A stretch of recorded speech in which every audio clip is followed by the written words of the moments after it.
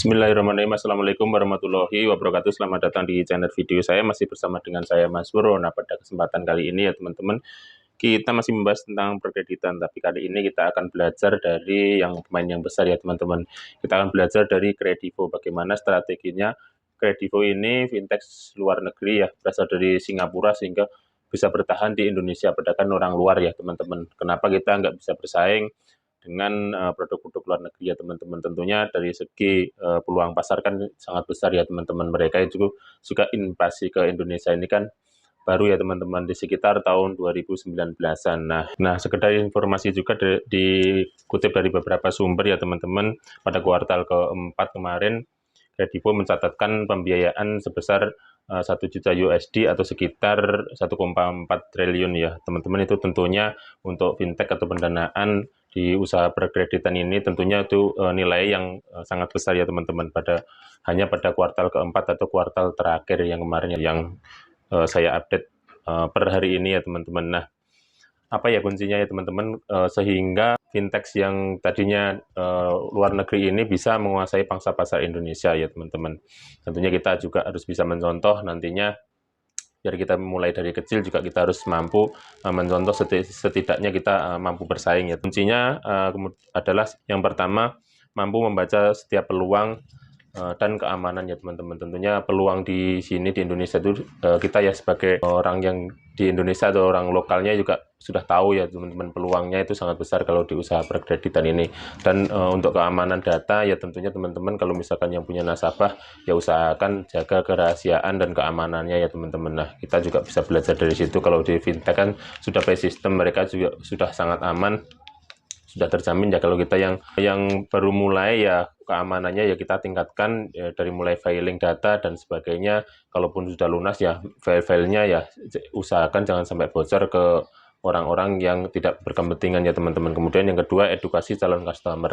Mereka itu juga karena pemain baru, mereka di Indonesia juga mereka mengedukasi customer baik melalui iklan, melalui media sosial, dan melalui promosi dan sebagainya. Nah, kita juga pengusaha, misalkan kita juga harus bisa mengedukasi ya. Tentunya edukasi itu mulai dari awal dari membranding diri kita ya teman-teman. Kita juga harus bisa sebisa mungkin efektif dalam mengedukasi masyarakat ini dan atau calon customer seperti ini ya teman-teman. Karena apa ya? Karena kuncinya juga di edukasi ini ya. Kalau edukasinya kita berhasil, insya Allah usaha ini kedepannya juga akan mudah ya teman-teman, tanpa kita harus repot-repot mereka tuh datang ke kita sendiri ya teman-teman ya. Seperti itulah. Kemudian yang ketiga, kemudahan dan persyaratan. Nah, ini kemudian kemudahan persyaratan itu kita juga tahu ya teman-teman, kalau kita misalkan kredit di Kredivo ini hanya cuman modal KTP dan foto selfie KTP saja sudah bisa mengambil barang, sudah bisa cair untuk pendanaan pembiayaan ya. Tentunya teman-teman juga itu harus bisa mencontoh bagaimana seperti Kredivo ini ya teman-teman. Kita nggak usah berbelit-belit, sekarang sudah fleksibel ya teman-teman.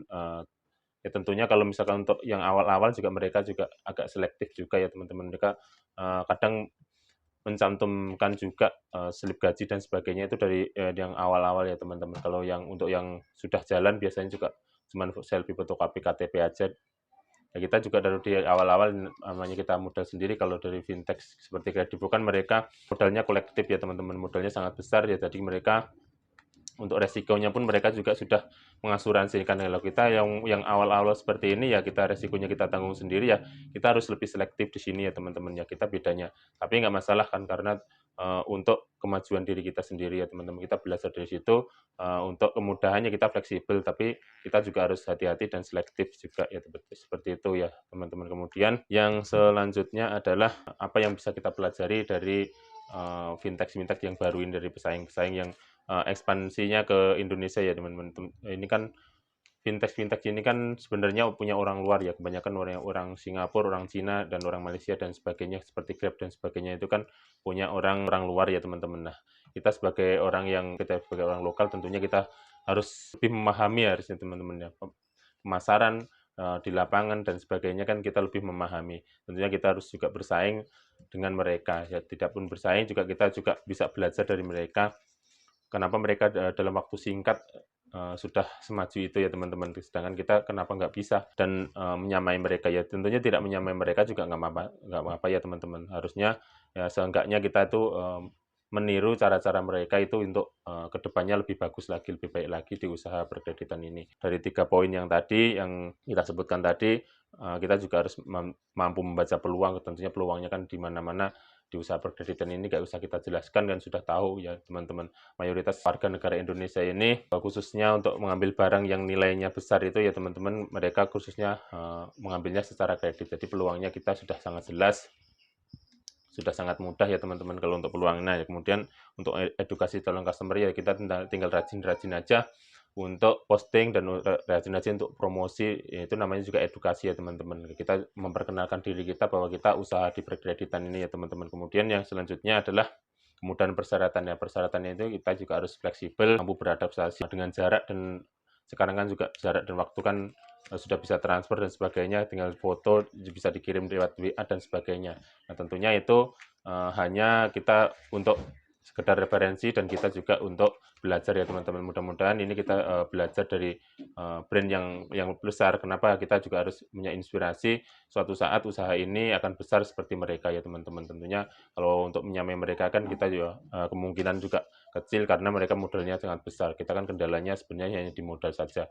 Kalau untuk pemasaran dan sebagainya kita insya Allah bisa